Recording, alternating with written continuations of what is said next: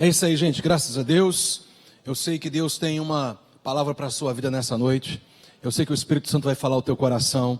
Eu sei que você vai ser edificado. Eu sei que você vai ser transformado. Eu sei que você vai ser renovado. Eu sei que você vai ser fortalecido pelo poder revelador da palavra de Deus, porque o Espírito de Deus está em nós. Ele é aquele que nos ilumina, ele é aquele que traz luz para a perfeita vontade de Deus para as nossas vidas. Desde esse início de ano, e talvez um pouquinho antes, na verdade, já em dezembro, se não me falha a memória, eu tenho falado sobre realidades relacionadas à fé, que estão sempre vivendo em conjunto, inseparavelmente. Já falei sobre fé e amor serem inseparáveis. Já falei sobre, foi a última mensagem, né? Fé e santificação também são inseparáveis. E eu quero agora falar sobre fé e graça de Deus, que também são inseparáveis na palavra de Deus, são inseparáveis na revelação daquilo que Deus tem para as nossas vidas. Quando você começa a ter um claro entendimento daquilo que a palavra de Deus ela vai nos revelando desde Gênesis até o final de Apocalipse, você sempre vai ver claramente que esses fundamentos, eles fazem com que todas as outras coisas aconteçam, que é a distorção, chama de graça, de fato, evidentemente, né, com base naquilo que Deus gera em nós, que é a sua própria fé. Eu quero justamente mostrar hoje que persistência, perceba, eu persisto em fé, eu persevero em fé por uma causa, uma origem, uma fonte, e essa fonte é a bondade de Deus. E persistência fala de fé. Vidas, inclusive fidelidade e obediência, sempre são expressões de fé, mas por Deus, por causa da bondade dele, e bondade fala de graça, gente. Então, se persistência, perseverança de você viver o que a palavra de Deus diz, e portanto você andar na palavra, na revelação bíblica, está totalmente associado à fé, à sua confiança, ao seu descanso, na sua crença, claro, a bondade de Deus é justamente a causa, a origem pelo qual eu posso andar em fé. Então, fé na Bíblia nunca foi moeda de troca, no sentido de você obedecer simplesmente por você obedecer, então agora você vai ter o mérito de receber. Eu vou repetir, a fé na Bíblia não é para você se tornar diante de Deus digno ou ter o mérito para receber alguma coisa da parte dele. Terceira vez. A fé, a vivência na palavra, ou viver aquilo que o apóstolo Paulo disse, que nós fomos criados em Cristo, para que nós venhamos viver para as boas obras, não é moeda de troca, gente. Eu não obedeço como uma troca para Deus derramar a graça dele. Eu obedeço porque eu estou na graça dele. Você percebe isso? A fé é sempre baseada em quem Deus é, no amor de Deus, na graça de Deus para com a minha vida. Então, na Bíblia, a fé é o meio pelo qual Deus age na minha vida. Mas por que Deus age na minha vida quando eu manifesto a fé? Por causa da graça dele. Você percebe que, na verdade, quando você anda em fidelidade para com Deus, você não está fazendo algo para então você merecer? Está percebendo? É uma linha tênue, porque a gente tem que expressar fé, viver em fé. Nós temos que viver a verdade da palavra de Deus que nós ensinamos de maneira contínua aqui. Mas nós também temos que entender que a origem, a base, para nós vivermos aquilo que Deus nos capacita para viver. Porque para viver na fé, gente, tem que ter uma capacidade sobrenatural. E essa capacidade quem dá é o Espírito Santo. E ele dá por causa da graça dele. Então, graças ao Senhor, a graça, além de ser salvadora, ela é capacitadora, ela é capacitadora também. Você percebe isso? Você não pode tentar agradar a Deus no sentido de ser merecedor para receber, porque perceba, nós, por nós mesmos, não poderíamos jamais ter a condição de entende? Obedecer na palavra é algo tão maravilhoso. E a Bíblia deixa claro para nós que a obediência tem que ser fruto do seu amor para com Ele. Não é moeda de troca. Eu vou obedecer? Não, já que eu obedeci a Deus essa semana, então eu vou poder receber algo, porque agora, afinal de contas, Senhor, eu mereço. Não é isso que a palavra do Senhor declara para nós. Você nunca tem que obedecer ou viver a palavra do Senhor para se sentir agora digno ou ter o merecimento para receber alguma coisa da parte do Senhor, porque tudo que Deus derrama sobre a sua vida é porque Jesus Cristo já derramou a vida dele por você. Eu vou repetir isso. Tudo que Deus derrama sobre a sua vida é porque Jesus, ele já derramou a sua vida por você. Então a nossa fé, a nossa vivência, o nosso viver diário, a nossa persistência, a nossa perseverança tem uma causa, tem uma base, tem um fundamento que é a própria graça de Deus. E quando você começa a viver na graça de Deus, você percebe que a graça de Deus não te dá liberdade para viver no pecado.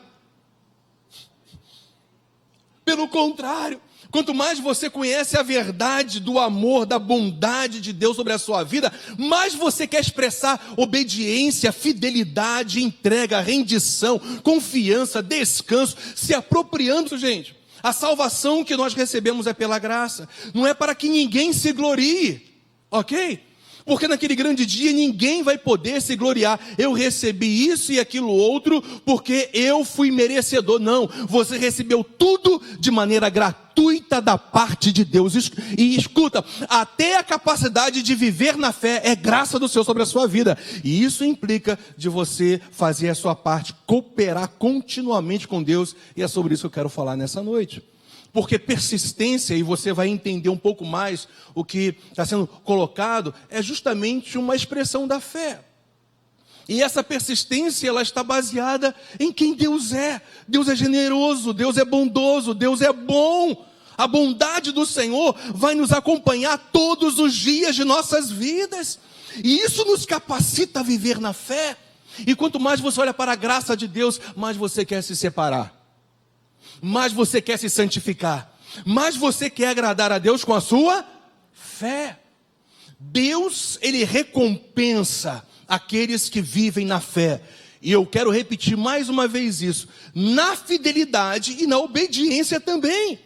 Mas perceba que nós temos que entender que sermos fiéis a Deus, sermos obedientes à visão clara que Deus tem para as nossas vidas, Paulo deixa isso muito claro para nós e os outros apóstolos, tudo isso não é moeda de troca, tudo isso é expressão daquilo que você já recebeu em Cristo Jesus. Nós temos que viver na obediência, nós temos que ser pessoas comprometidas com Deus, nós temos que ser pessoas que levem o Evangelho de Jesus muito a sério, nós temos que ser pessoas que venham inclusive ser canais para que outras possam viver aquilo que nós temos experimentado, mas tudo isso está baseado em algo, a própria graça de Deus.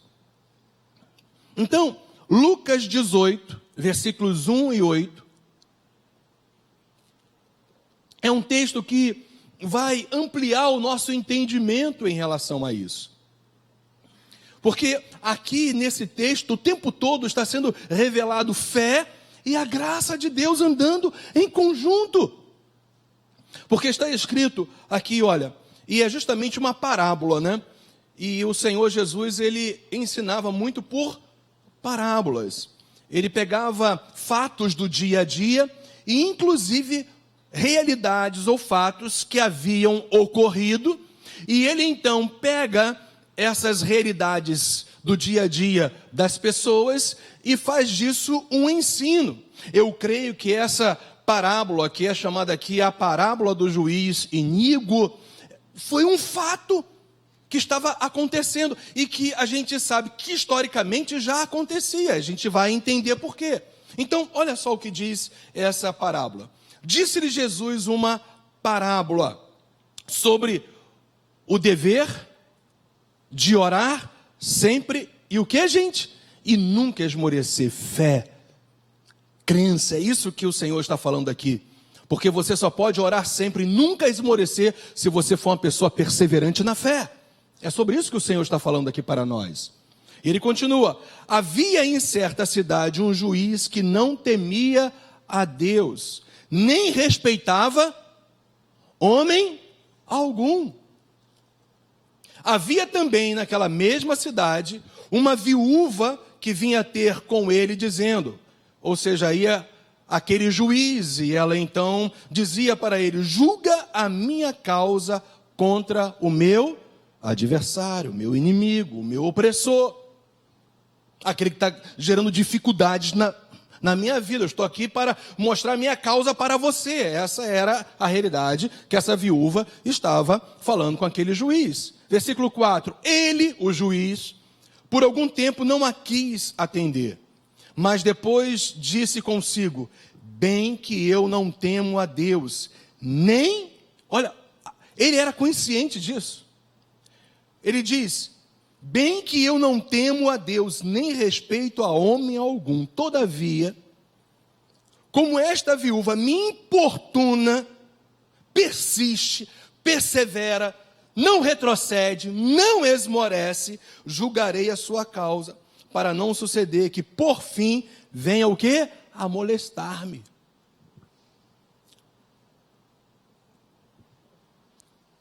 E aí o versículo 6 ainda fala, então disse o Senhor, considerai, olha só gente, eu queria, e você vai perceber depois que nós vamos dar um foco muito grande nisso, colocar um refletor nisso, considerai no que diz este juiz iníquo. Então a gente tem que prestar muita atenção, Jesus está falando, olha, presta atenção na declaração desse juiz, hein?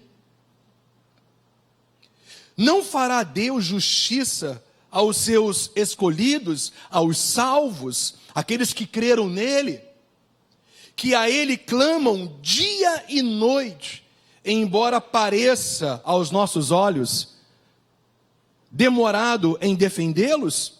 Digo-vos, Jesus declarando, que depressa lhes fará justiça. Gente, é incrível como as coisas de Deus são maravilhosas. Paulo fala sobre isso, que essa nossa leve e momentânea tribulação não há de se comparar com a glória que nós vamos receber. Sabe o que significa isso, gente? Sabe que quando a Bíblia fala sobre depressa o Senhor vai agir, é que tudo aquilo que você possa passar na sua vida é ínfimo diante da glória dele manifestada sobre a sua vida, diante do milagre que ele faz na sua vida. E aí então, finalmente o Senhor Jesus vem e diz, contudo, quando vier o Filho do Homem, achará porventura fé na terra? Jesus aqui está se referindo à sua segunda vinda, à volta dele, para estabelecer o seu reino na face da terra. E aí, se você for ver bem o que Lucas 17, o que o capítulo de Lucas 17 vai mostrar para nós, ele justamente está ali expondo sinais, realidades relacionadas ao fim dos tempos. Então, essa parábola aqui está totalmente relacionada às últimas coisas. Jesus dá uma continuidade para mostrar claramente como que nós temos que viver até que Ele volte. E como que nos últimos dias nós vamos ter pressões muito maiores. Por isso que nós temos que ser daqueles que vivem verdadeiramente na prática da fé. Porque esses oram sempre e nunca esmorecem. Porque quanto maior a pressão, maior tem que ser a sua expressão de fé. Gente, escuta isso. Nós temos que viver na mesma intensidade ou acima das situações que nós vivemos no nosso dia a dia. Vocês lembram daquela passagem? Certamente vocês vão se lembrar de quando o Senhor, ele desce com seus 3 discípulos, Pedro, Tiago e João, do Monte da Transfiguração.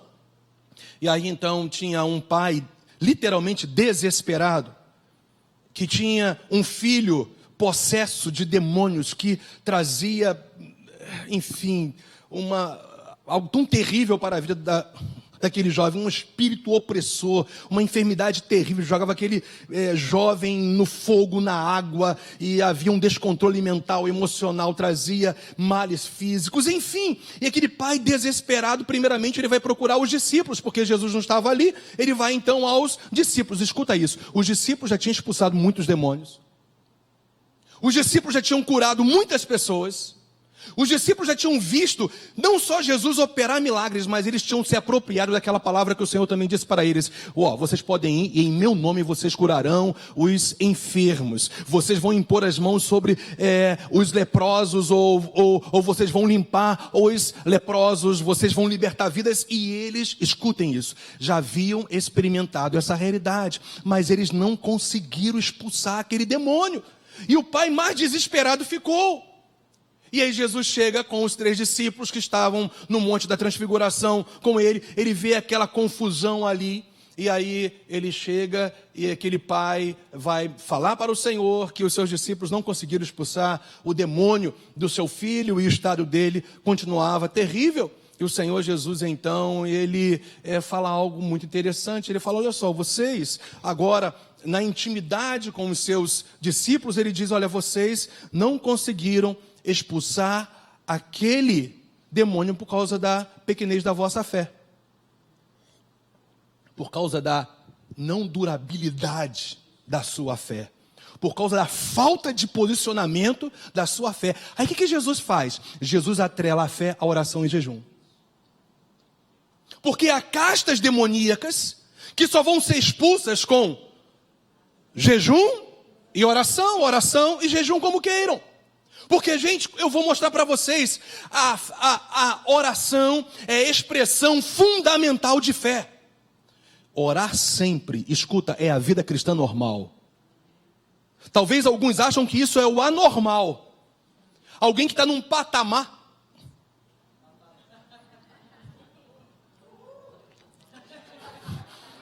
Mas algumas pessoas acham que outras são até, prediletas, ou elas são pessoas que o Senhor olha. Não, essa pessoa Deus olha com mais carinho do que a mim. Gente, Deus não olha com mais carinho para você, ou para mim, ou para outra pessoa. Ele olha de forma igualitária para todos nós. Deus não faz acepção de pessoas nenhuma. E evidentemente, muito menos na própria família dele. Os salvos, ele te ama do mesmo jeito que ama outros e todos os outros seus filhos. A diferença não é o amor de Deus para com você. A diferença é o seu posicionamento de buscar esse amor no seu dia a dia. O que faz a diferença não é a maneira de Deus agir diferenciada de um para o outro. É a nossa maneira de agir diferenciadamente para com Ele. E agir de maneira diferenciada para Ele é a coisa mais normal na fé. É buscá-lo o tempo todo. Buscai ao Senhor continuamente o seu poder. Olha só. De maneira contínua, constante.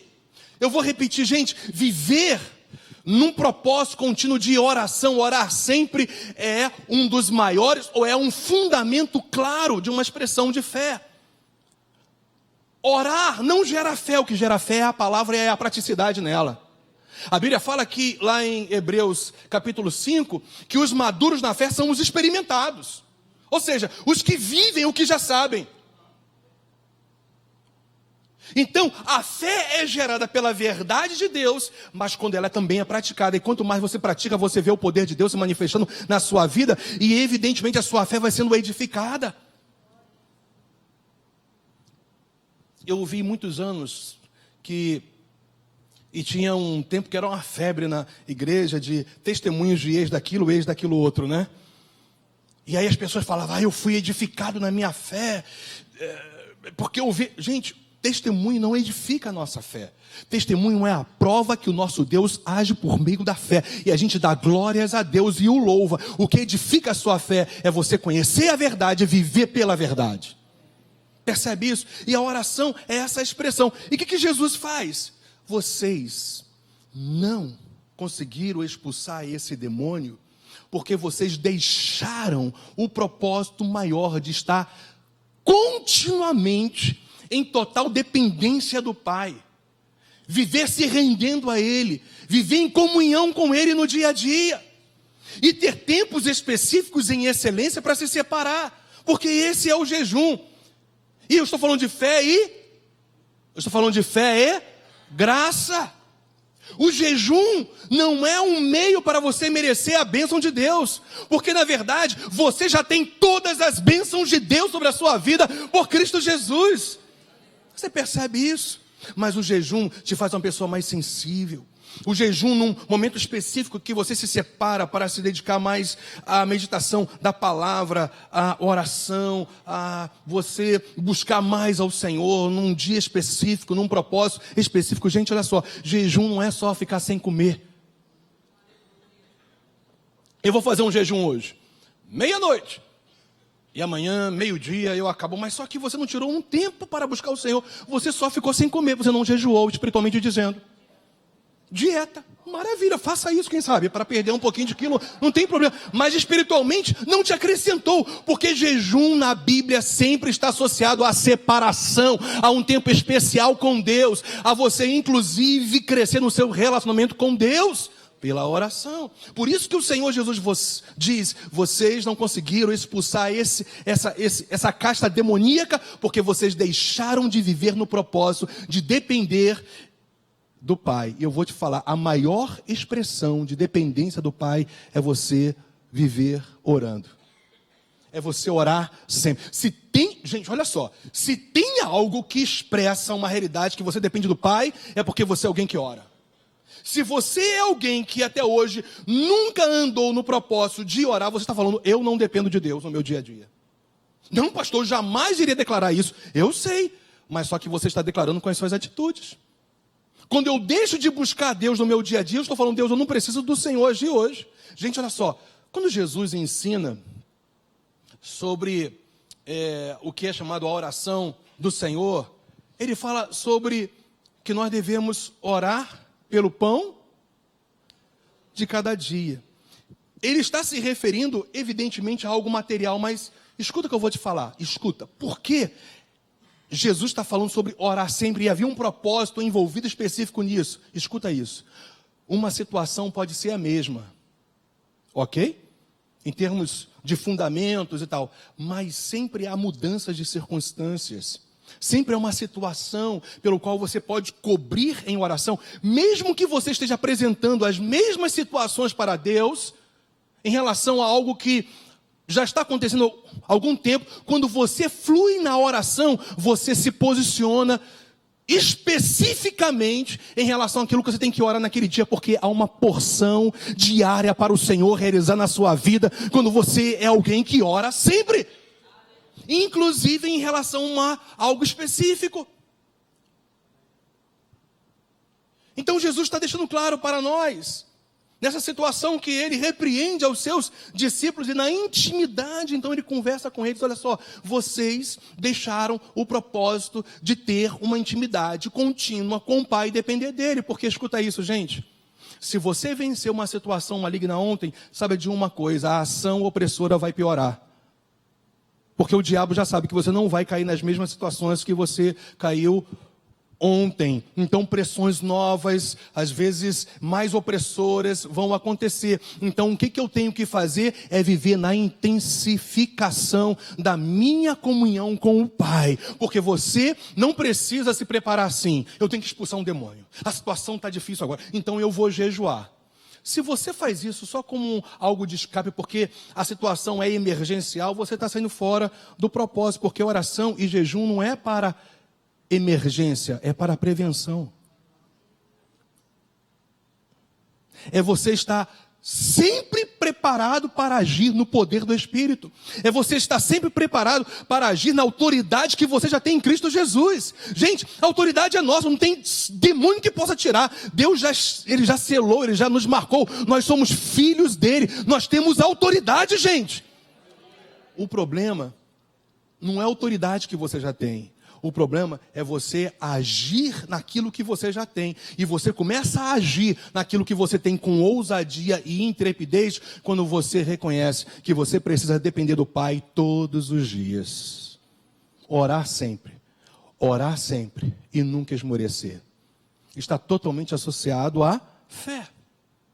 Então vamos entender o contexto disso aí. Lucas 18, 1 e 8, deixa claro que aqui está falando sobre uma oração que, gente, persistente. Orar sempre fala de uma oração contínua. E eu e você não podemos abrir mão disso.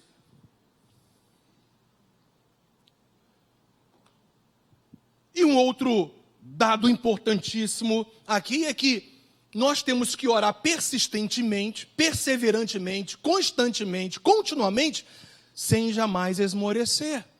Mesmo que circunstâncias não estejam mudando, uma coisa é certa: no mundo espiritual já está acreditado aquilo que já é seu em Cristo Jesus. Porque, inclusive, você está agindo com base na bondade de Deus. Eu oro não para ter mérito, para receber. Por favor, você está entendendo isso? Eu oro porque eu conheço a natureza justa, perfeita e bondosa do meu Pai. Eu não faço da oração e do jejum um meio para eu ter o merecimento para receber. Porque o fato é o seguinte: você não precisa merecer para receber, porque você já recebeu tudo. Não, você não escutou isso. Você já recebeu tudo. A herança já está completa para você, meu irmão. A herança já está completa para você. Você vai lá e saca. Você vai lá e se apropria. Você vai lá e se posiciona. Porque o fato é o seguinte: você já é herdeiro de Deus. Você é co-herdeiro com Cristo Jesus. Você já tem uma herança maravilhosa. Já está acreditado tudo que você já tem em Cristo Jesus. Não significa que eu serei mais abençoado. Significa que eu já sou Wesley abençoadão. Aleluia.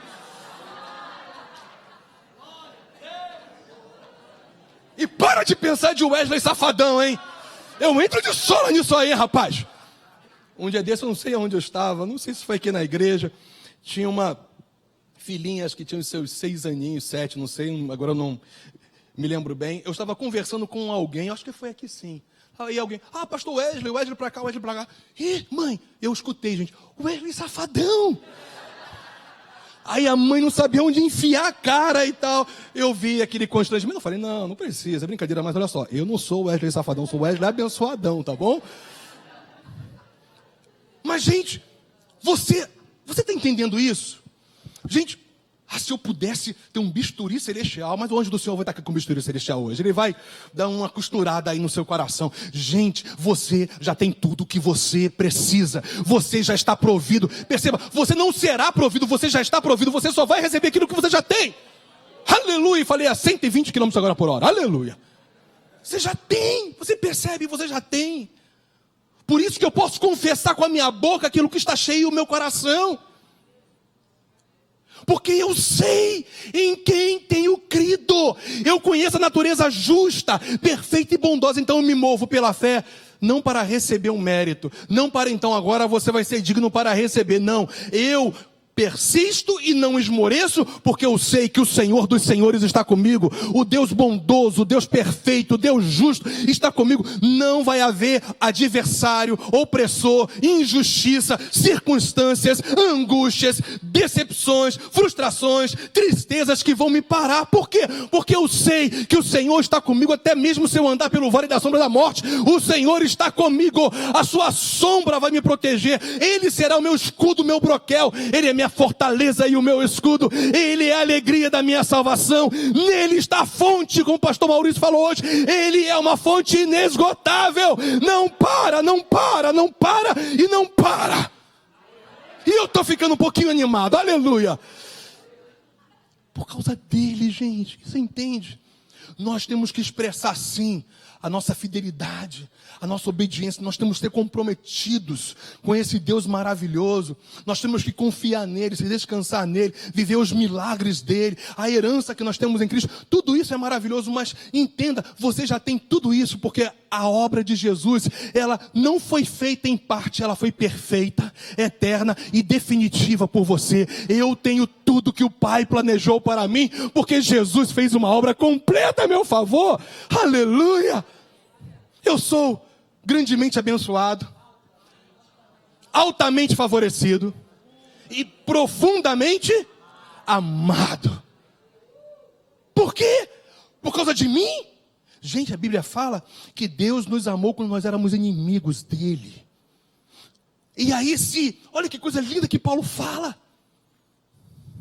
Se Deus me amou quando eu era inimigo dele, como ele não vai manifestar o seu amor, a sua fidelidade e graça, se hoje eu estou inserido nele? Aleluia, aleluia. Isso anima o teu coração, não?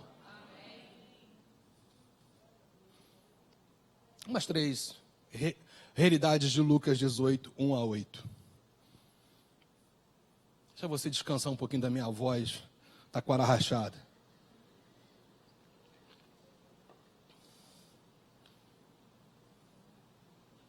Esse texto fala de um juiz injusto, não é, gente? Um juiz que não temia a Deus e não respeitava homem algum. Se você perceber, desde Deuteronômio, já é estabelecido que todos os juízes em Israel, eles deveriam ser pessoas que não aceitassem subornos. Eles deveriam sempre julgar de maneira correta, imparcial. Certamente o adversário dessa viúva era alguém que estava oferecendo propina. Você acha que propina é algo novo? No tempo de Moisés já tinha sido estabelecido isso. No tempo de Cristo, historicamente, a gente vai estudar um pouquinho mais, a gente lê sobre isso. Historicamente, havia muitos juízes hebreus que se aproveitavam das viúvas, inclusive fariseus. Eles simplesmente se aproveitavam da fragilidade de uma viúva que não tinha mais agora o marido que era o seu protetor, em alguns casos nem filhos ela teve. Então esses fariseus, pode abaixar, não sei se é o PA ou se é o retorno, ficou bem alto, ok.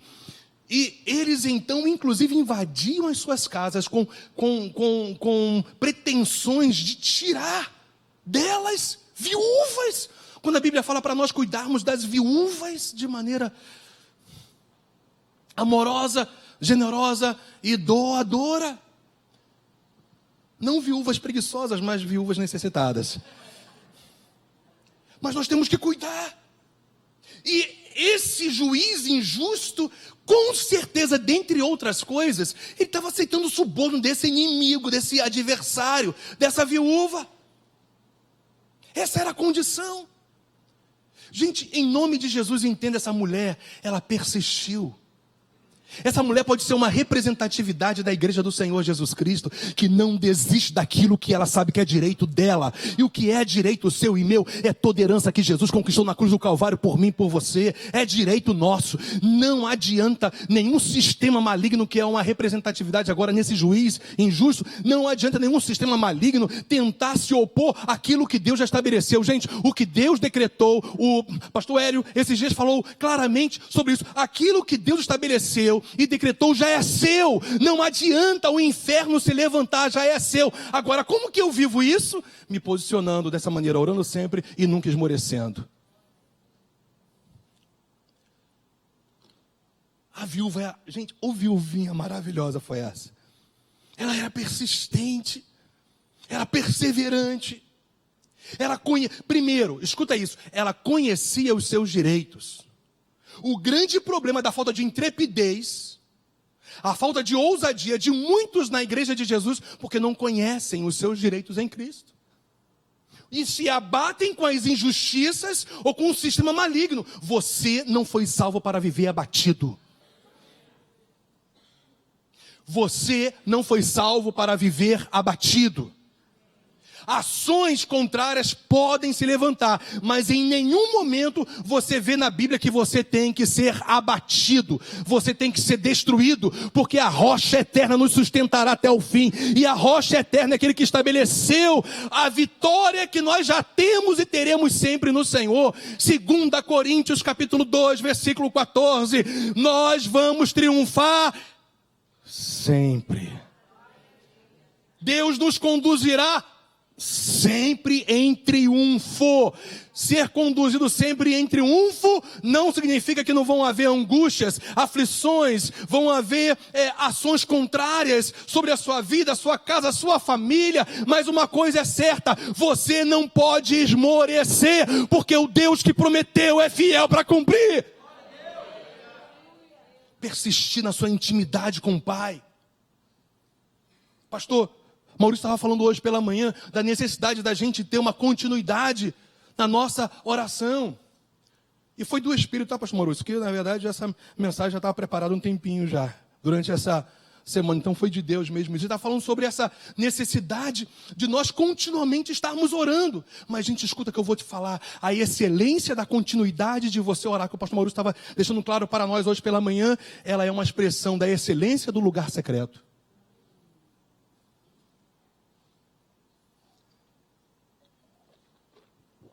Os dois se entrelaçam. Não tem como você deixar de viver um e só viver uma parte. Não tem como.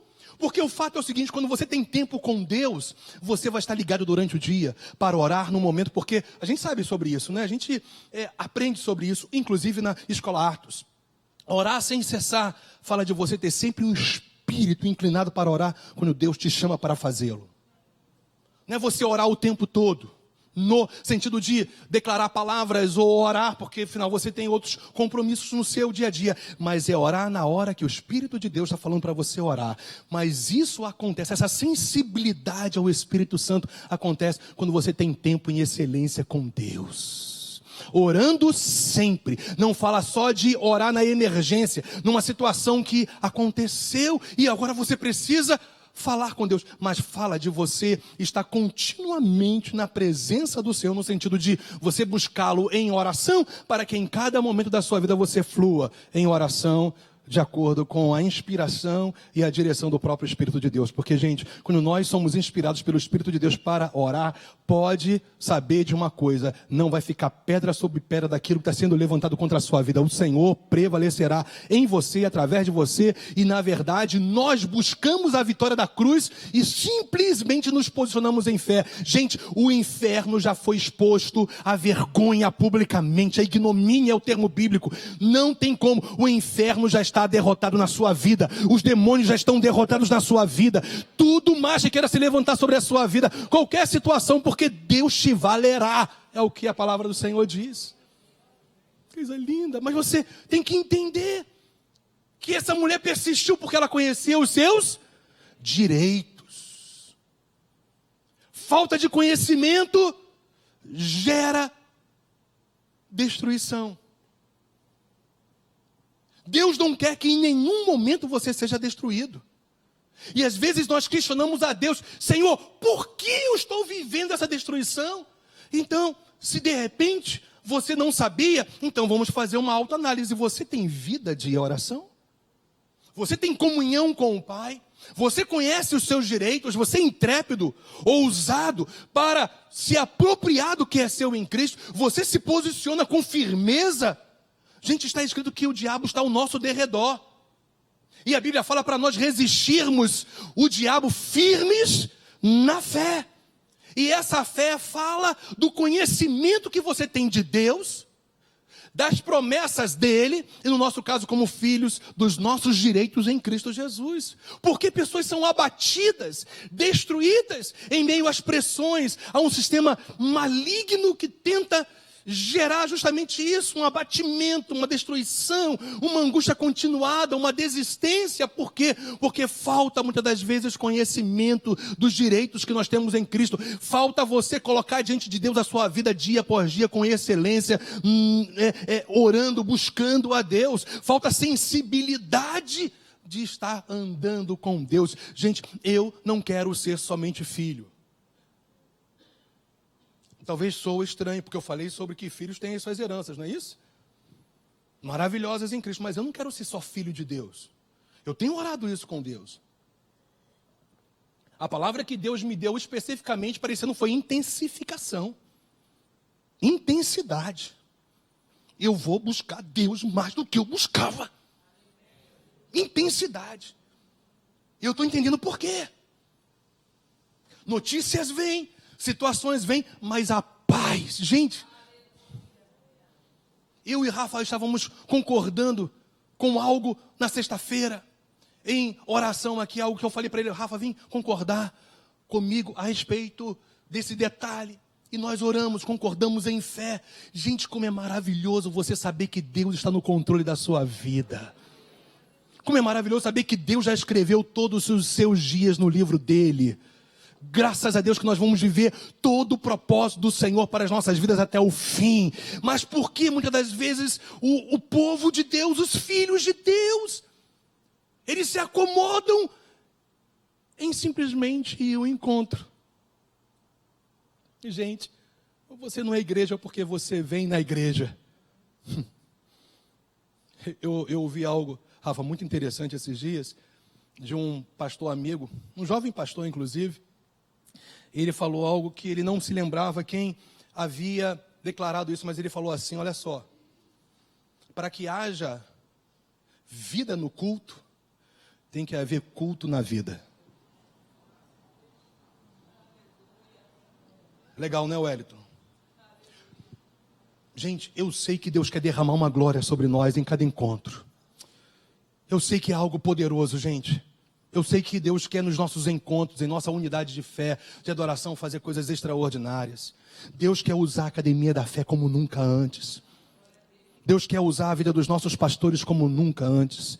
Deus quer usar os pastores que auxiliam os nossos pastores como nunca antes. Deus quer usar você como líder. Deus quer usar você como pai, como mãe, como filho. Deus quer usar você como universitário, estudante, seja lá o nome que você queira dar. Deus quer te usar como empregador, como empregado, não importa. Deus quer te usar. Deus quer te usar. Deus quer te usar. E quanto mais você é usado pelo Senhor e você tem esse coração inclinado para se doar para o reino dele, você vai percebendo que o caráter de Deus, lembra, vai se manifestando através de você. Vidas vão ser tocadas com a natureza de Deus em você, porque você expressa isso pela sua persistência, pela sua perseverança. Você não será abatido, você será levantado, e o inferno vai se confundir, porque quanto mais eles se levantarem, por causa da sua intensificação em buscar a Deus, você vai continuar de pé e de pé, até o fim. Paulo falou sobre isso lá em Coríntios. Vocês estão de pé por causa da fé. Persistência, fé. Mas não se esqueça que essa fé é vivida quando você não é somente filho, quando você é amigo de Deus de uma maneira plena. Eu quero ser como Abraão. Eu quero que Deus chegue para mim como chegou para Abraão em Gênesis 18. Abraão, como eu deixaria de revelar essas coisas para você? Eu quero ser como amigo de Deus, como Moisés. Quando a Bíblia fala que Deus, ele revela determinadas coisas ao povo, mas a ele faz conhecer o seu coração. Eu quero ser íntimo de Deus como João foi, o apóstolo. Eu quero amar Jesus como nunca eu amei antes. Eu quero andar com Jesus. Eu quero respirar Jesus. Eu quero me render a Jesus, ao senhorio de Jesus, à glória de Jesus, ao poder de Jesus. Eu quero falar e as pessoas serem abençoadas. Eu quero ouvir e ser tocado pela palavra viva de Deus. Eu quero andar e dar glórias a Deus em cada passo do meu dia a dia. Eu quero que pessoas me inspirem para que eu ande cada vez mais e mais renovado. Porque graças a Deus, o que não falta em nossos dias é gente comprometida com o Senhor. É verdade, gente. Às vezes nós olhamos para tanta gente, pregações, líderes, ministros que estão distorcendo as verdades, mas quando você começa a pesquisar um pouco mais, você vai perceber que sempre há um remanescente fiel que não dobra o seu joelho sobre Baal.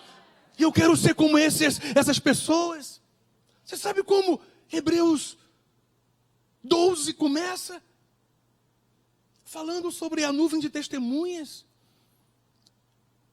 E Deus vai falar através do apóstolo como que nós temos que nos posicionar para não esmorecermos.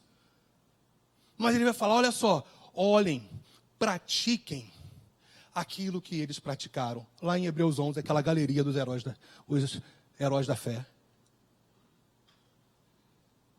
Gente, é com muito carinho que eu falo isso com vocês. Eu sei que eu falo em amor, mas nós queremos demais o que esses grandes homens de Deus viveram, mas nós não queremos viver como eles viveram.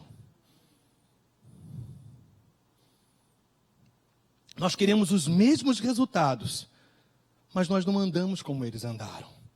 Para viver os resultados dessa palavra, você tem que andar de acordo com o que está escrito. Não há atalhos. Você quer ver os seus filhos tementes ao Senhor? Tem que andar com Deus.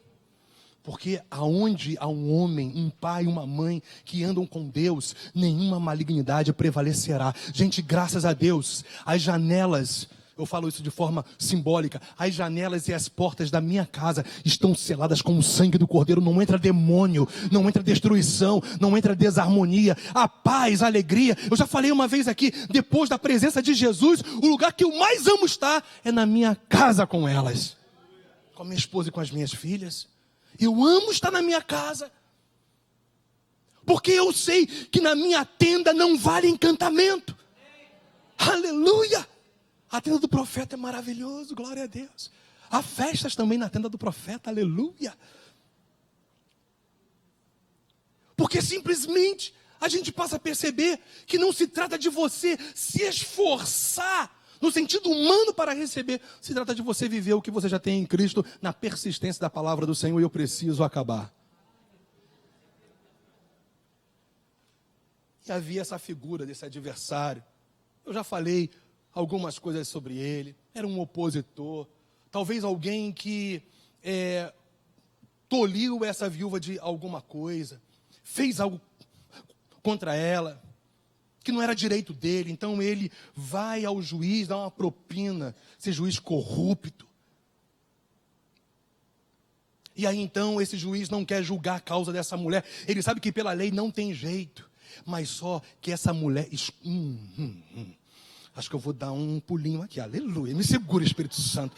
Eu tenho que ser mestre, me segura aqui. Gente, eu sei que eu estou falando agora claramente pelo Espírito de Deus, com uma palavra profética sobre a sua vida. Eu sei que eu parei de ensinar e pregar. Eu sei que eu vou profetizar algo agora. E o que eu vou profetizar sobre a sua vida é o seguinte: quanto mais você conhece os seus direitos em Cristo e persiste até o fim, o inferno é exposto. Eles têm que ceder à vontade do Pai para a sua vida. Esse juiz começou a perceber que a persistência dessa viúva estava o expondo à vergonha. Ele era um sem vergonha. Ele mesmo falou: eu não respeito... Lembra que a gente leu isso? Eu não respeito homem algum. Não temo a Deus. Ele sabia que ele era um safado, sem vergonha, salafrário, miserável, corrupto e todas as coisas mais.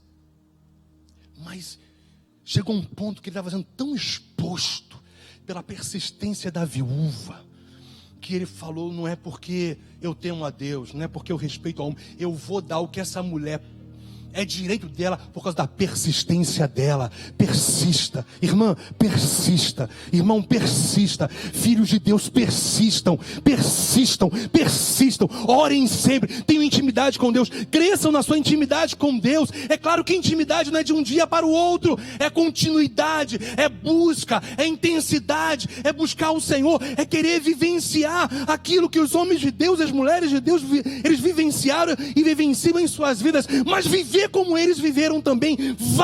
Vai nessa força, ser corajoso, ser forte no Senhor, se fortaleça, porque onde você colocar a planta dos seus pés, o Senhor te dará por herança. Nada lhe será impossível. Tudo aquilo que você crê vai acontecer, porque o Senhor é poderoso para fazer muito mais abundantemente, além daquilo que você possa pensar, pedir, conforme o seu poder que opera em você. Quanto mais você vive o que você é em Cristo, mais o poder de Deus opera em você, e o inferno é exposto à vergonha. Com aquilo que Jesus já fez, o inferno já está derrotado, o diabo já é o inimigo derrotado, aleluia, os demônios já estão derrotados. Quando eu vou expulsar um demônio, eu sei que o Senhor está comigo, e eles vão ter que se dobrar, não ao meu poder, mas ao poder de Jesus que está em mim, porque eu sou filho como você.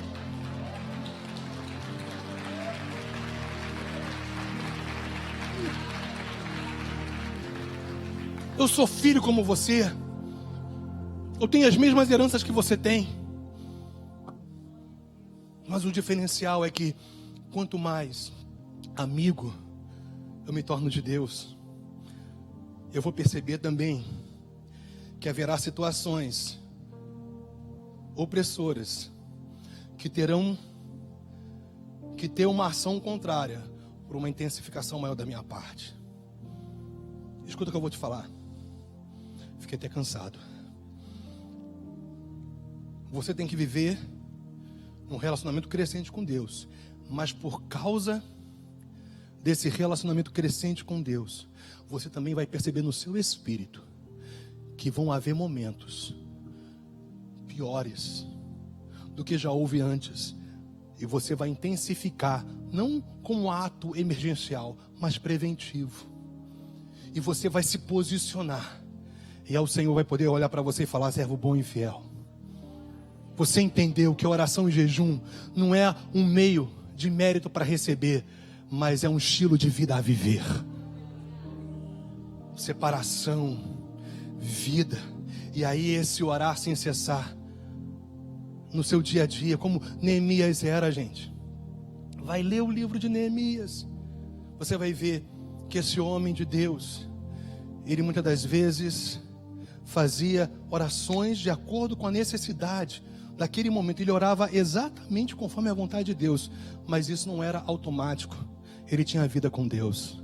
Vai ver o que ele fala mais tarde sobre o amor que ele tinha de viver as realidades da palavra de Deus.